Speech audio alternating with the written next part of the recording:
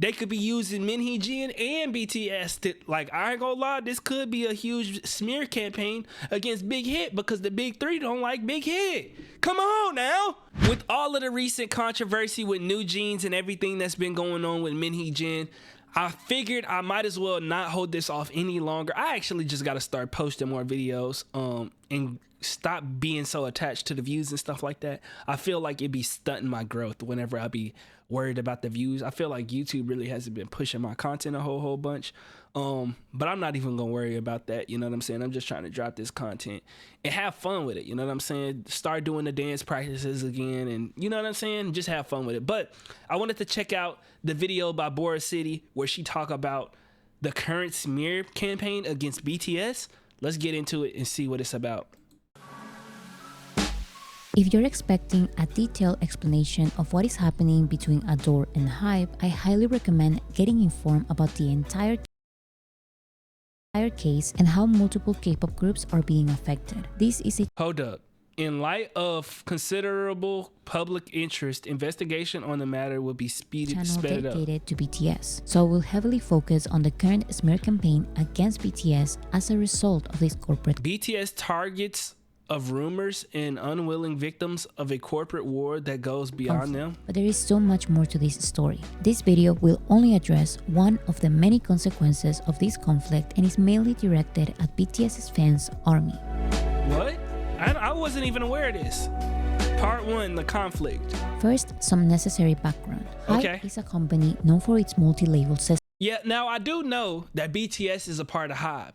And I know that HYBE low-key been getting put under the bus for the way that they've been treating idols and the scandals and all of the stuff that's been going on. A lot of it has stemmed from HYBE. They get a lot of, you know, kickback. That means that they own multiple music labels. Some labels already existed before and HYBE bought them, while others were created from scratch. Hee Jin was an SM executive for 17 years before moving to HYBE, where she was supposed to create and manage a girl group under the sub-label Source Music. However, HYBE gave her the opportunity to create her own group under a new label with a capital funding of 16.1 billion won. So Hee Jin was appointed as the CEO of the new label Adore, and she formed the group New Jeans. This way, she owns 18% of Adore, while 80% belongs to HYBE. However, HYBE has recently requested Hee Jin to resign from her CEO position because they have secured evidence of her planning to take over management rights of Adore on a secret plan titled Project 1945.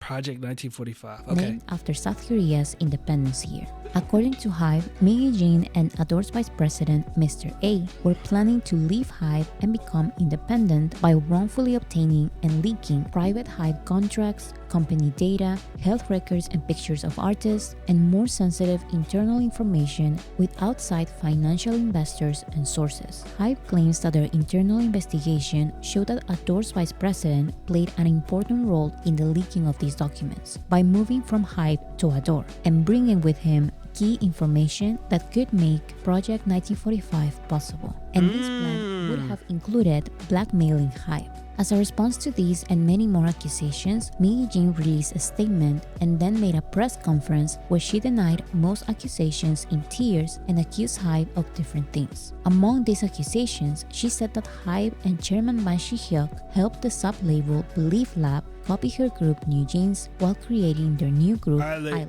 In her official statement, Hee Jin said, Islet is copying New Jeans in all aspects of entertainment activities, including hair, makeup, clothing, choreography, photos, videos, and event appearances. So Adore states that all Hee Jin is doing is protecting these factors from being plagiarized. They refer to these factors as New Jeans' cultural achievements. Hee Jin also stated that promoting Islet as New Jeans' junior group.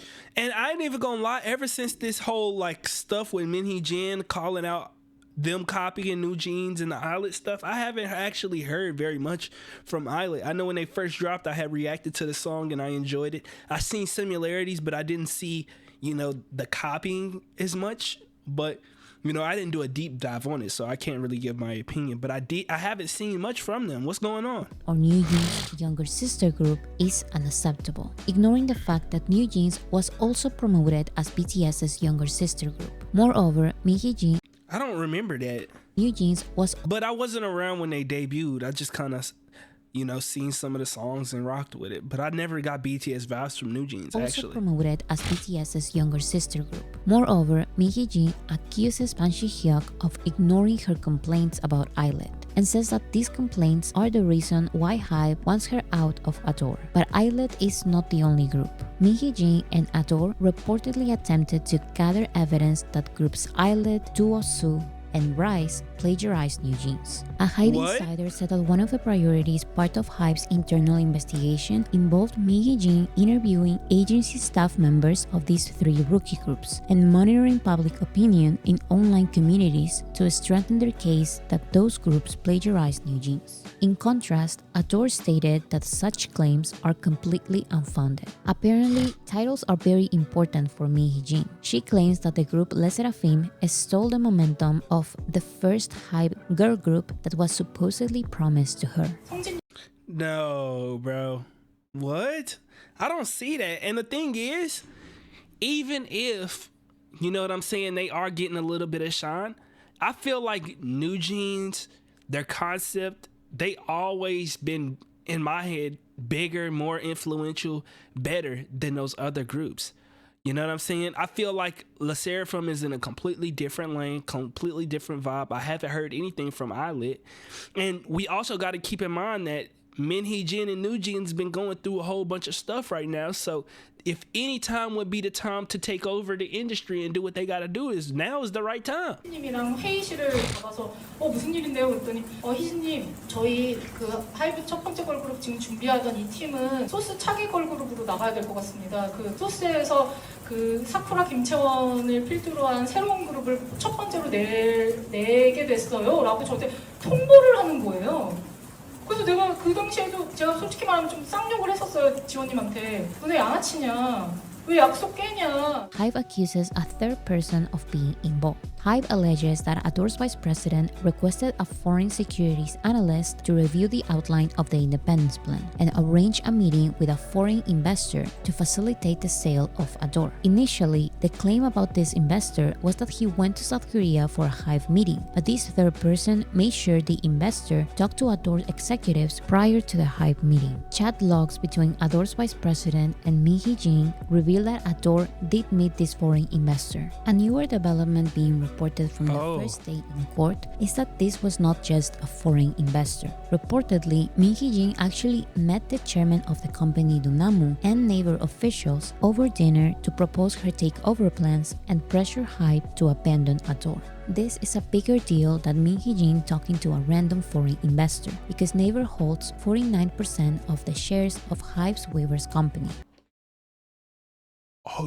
And Dunamu is the third largest shareholder in HYBE, and they have the right to nominate directors. So if there are executives who could pressure HYBE to abandon Adore, it would be them. The investors knew that this could be a massive conflict of interest, so they were the ones to report this meeting. Additionally, HYBE claims that the Nah, this is dirty. So Hee Jin met up with them to try and basically get Adore for herself. And then the people was like, wait, this might mess up some stuff with us and all of the people we got.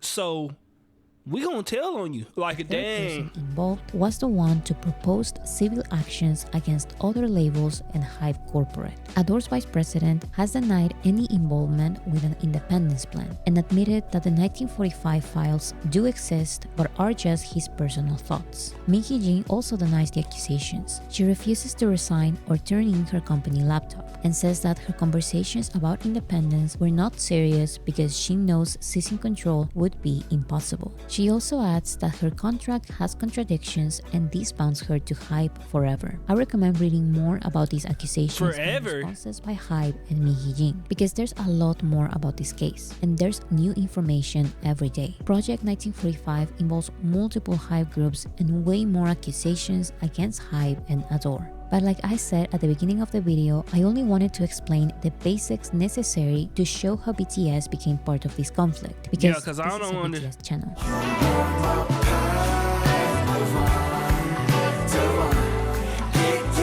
Although BTS has nothing to do with this conflict, they are now in the middle of everything. HYBE claims to have secured a conversation of Hee Jin talking to a shaman about her project 1945 and BTS. Snippets of the conversation were released in the form of a forensic transcript. So apparently, this shaman chose the name Adore for the label, helped Hee Jin choose her employees and take over plans, and did witchcraft on HYBE executives and BTS. Wait, what? Did I hear that right? Hold up. And take over plans, and did witchcraft on Did witchcraft, ritualistic acts to get the BTS members to enlist in the military? What? Now, I don't... Wait, this is believed to be hinting at using ritualistic acts to get the BTS members to enlist in the military. So you think they was using rituals to get BTS into the military, which they already had to do? HYBE executives and BTS. The conversation shows that the shaman did witchcraft to send BTS away because it would benefit Hee Jin if BTS weren't here. Okay, I ain't gonna lie, this is a little far-fetched.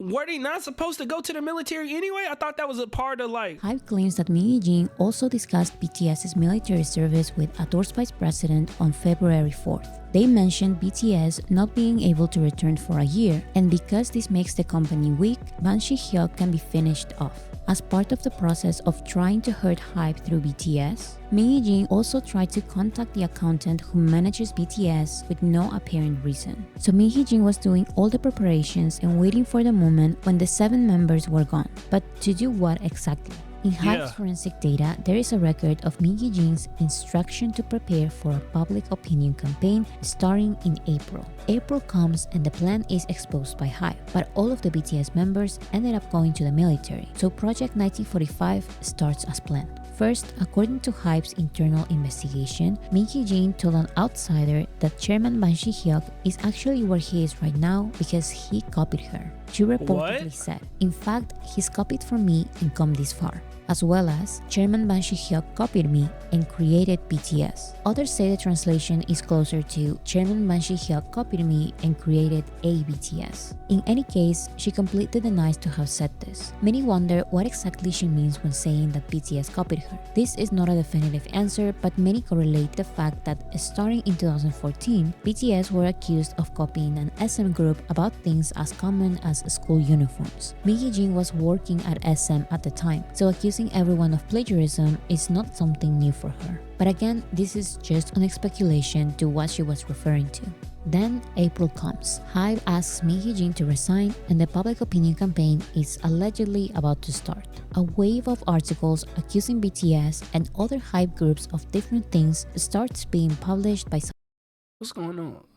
Now, I ain't gonna lie, Korea Boo do be tweeting some crazy stuff. I ain't gonna lie. Korean media. But BTS, of course, is the center of attention. BTS manipulates charts, buys awards, inflates sales, plagiarizes music, and even BTS is linked to a cult, one after the other. I did hear about that and see about that. And non-stop. Baseless rumors are published as serious accusations. This didn't stop for days. But let's look closely at these rumors. The accusation that BTS manipulates their numbers started in 2015 because it was unbelievable that a group from a small company could outsell groups from the big 3 labels. The rumors were so prominent back then that BTS's label BigHit was brought to court. BigHit won and the case was terminated. Actually, the investigation made it obvious that BTS's growth was so organic that they started selling well since 2014 and slowly started outselling the big 3 in 2015. But the media was so centered around the big labels that they never reported about BTS's continuing growth. BTS climbed to the top very little by little, but because they were not from the big 3, no one took them seriously, no one saw them as a threat, and no one considered them real competition. Only when they started winning major awards against big 3 groups, the media and fans of the big 3 started accusing BTS of paying for their achievements. But yeah, I could see that actually happening though. I could actually see that happening.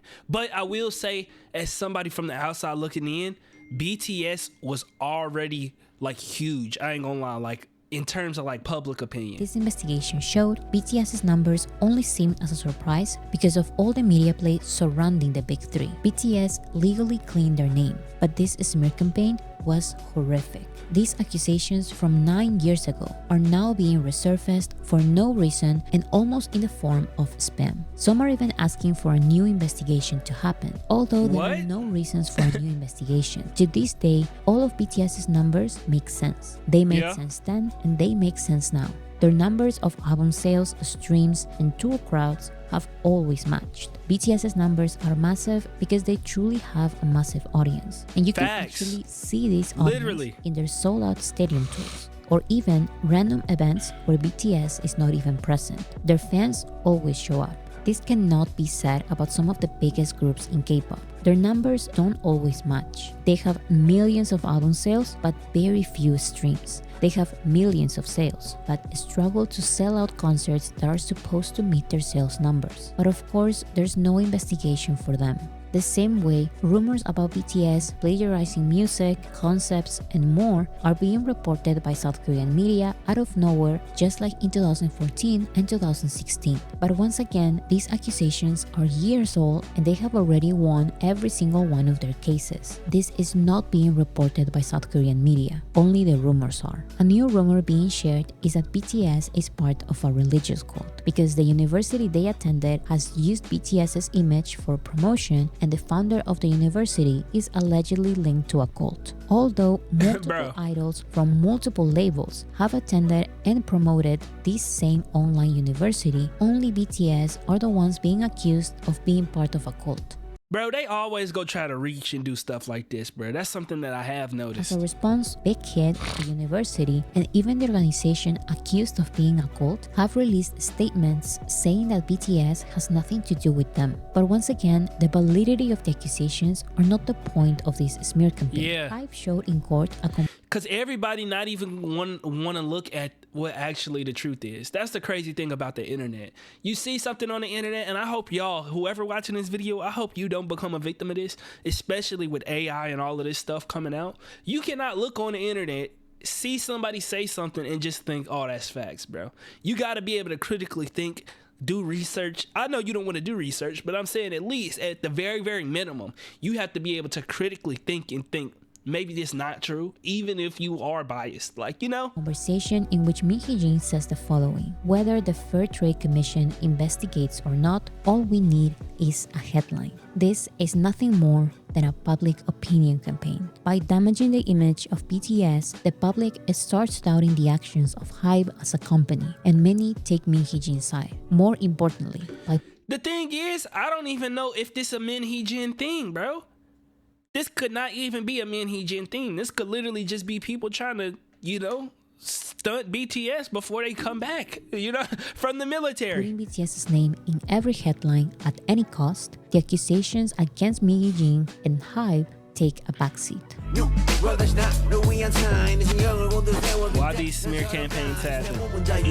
When I first heard about K-pop, there was a misconception shared by the international general public. K-pop is a project created and promoted by the South Korean government. Although I didn't instantly and fully believe this idea, it did create a misleading picture of who BTS is, because BTS is undeniably the most recognizable name from South Korea. From the international point of view, it's easy to perceive BTS as this beloved and heavily promoted group by not only the K-pop industry, but also by the South Korean media and government. They are proud of BTS, so of course they wouldn't instantly believe these baseless rumors, right? This cannot be further from the truth. Like this 2015 investigation proved, BTS was a surprise for the K-pop industry, and not a pleasant one. The K-pop industry maintained a well-established hierarchy of power. The big three companies, run by businessmen with not only a lot of money, but with a lot of power, created an industry in which they are always at the top. Their groups were the only ones that could truly compete to be the most popular, because their groups are the only ones being promoted by the media. This was always like this, no exceptions. This was until BTS appeared and completely destroyed the pattern. When BTS debuted in 2013, their label BigHit was not even a medium label like many others. It was a very small company that was close to bankruptcy. BTS was their last chance of surviving in the industry, and as you know now, it worked.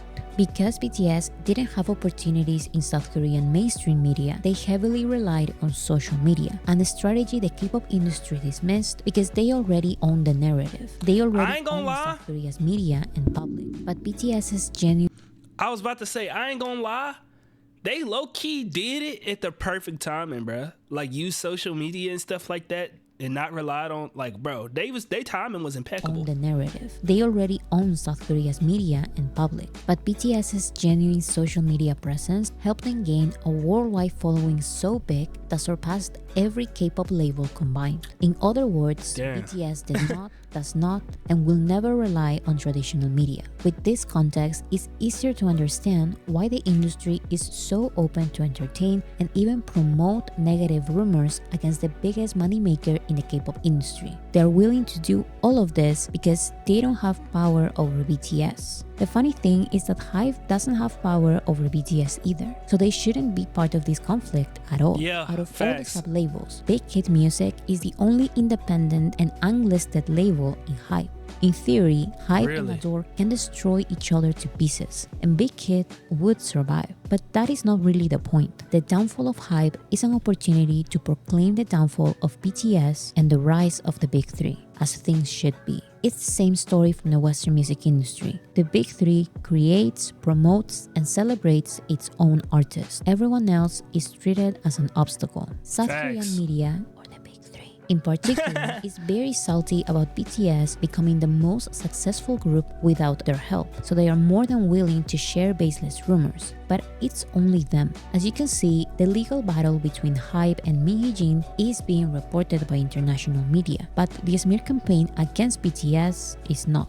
This is because the legal battle is real, but the rumors against BTS come from nothing and have no evidence, so there's no single accusation to take seriously. These old Twitter accounts with 0 followers are not sources. The only ones who are willing to take these comments as serious accusations are South Korean media. And again, this is not new. It happens to BTS a lot because they are the biggest quote-unquote enemy. But South Korean media has previously facilitated smear campaigns against multiple artists. One example I think it's important to talk about is the smear campaign against Tablo from the group Epic High, because he's one of the few who have been very outspoken about it. Random people online accused Tablo of lying about graduating from Stanford University. These random online accusations became front-page news in South Korea. That is Tablo crazy. posted his university transcripts, but South Korean netizens did not believe him, and the accusations only intensified. So Tablo visited Stanford University and made a documentary in which he had the university registrar reprint his documents, while Stanford professors attested to the validity of the documents.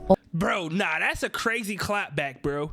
They talking crazy on the internet trying to spread lies, and you go to the university and have the university say that you was there? Dang, bro, that's that's a win. All on camera. Additionally, the university and the police provided proof that he graduated from Stanford. But like I said before, it doesn't matter how ridiculous the accusations are. It doesn't matter how much proof you give or how many investigations you win. Smear campaigns in South Korea are aggressive and there's nothing to stop them. Tablo said, Black Mirror wasn't out yet, but I felt like this was some horror sci-fi thing where the entire country I had been living in collectively agreed to basically mind me. Nothing I would say would be accepted as truth, and they have collectively agreed to be delusional. And y'all want to know what's crazy? I heard that they be having they use AI to basically form comments. Like, they don't even be real people commenting. They have phones, a whole bunch of phones. Think of this, a whole bunch of phones lined up on a wall connected to this one AI. And they could just basically send a whole bunch of random. That's why y'all be seeing them fake comments in the comment sections on TikTok and stuff. It's either they are delusional, all of them, or I'm delusional. Can you understand now why the current smear campaign against BTS, as silly as it sounds, is mentally draining for BTS and the fandom? BTS confessed that the previous smear campaigns against them nearly made them break up. 이 상을 받아도 울었을 거고 안 받아도 울었을 것 같아요. 올해는 너무 많은 고생을 했기 때문에 저희가 올해를 보내오면서 조금 힘든 일들도 있을 수도 있잖아요. 저희가 그런 일들을 겪어오면서 저희끼리 모여서 얘기하면서 뒤돌아보는 시간들이 좀 있었던 것 같아요. 올해 초에 저희가 되게 심적으로 많이 힘들었었어요. 그래서 저희끼리 얘기를 하면서 해체를 할까 말까 고민도 했고 근데 다시 마음을 정말 다잡고 Just like Taulo said, it was Dang. exhausting for BTS to deny and win their cases, all for the smear campaigns to continue. 뭐 Facts. 언급하지 I know exactly what they mean, bro. This internet stuff, bro, mentally, it can be toxic, bro. 않아도 팬분들이 다 아실 텐데 아 그게 아닌데 하면서도 엄청 속상하고 그랬거든요. Now the BTS members are not even here to defend themselves. Now it's the most convenient time for these accusations to be spread. So, do you really think this is not a planned attack, part of the public opinion campaign from April? Do you really think being discovered would stop her plan after doing witchcraft and planning for these exact Whoa, whoa, whoa. Keep in mind, these are accusations. We don't know if this is true. This could be a huge smear campaign against Big Hit. Let's be honest, this could be a huge smear campaign against Big Hit. And this case not helping at all.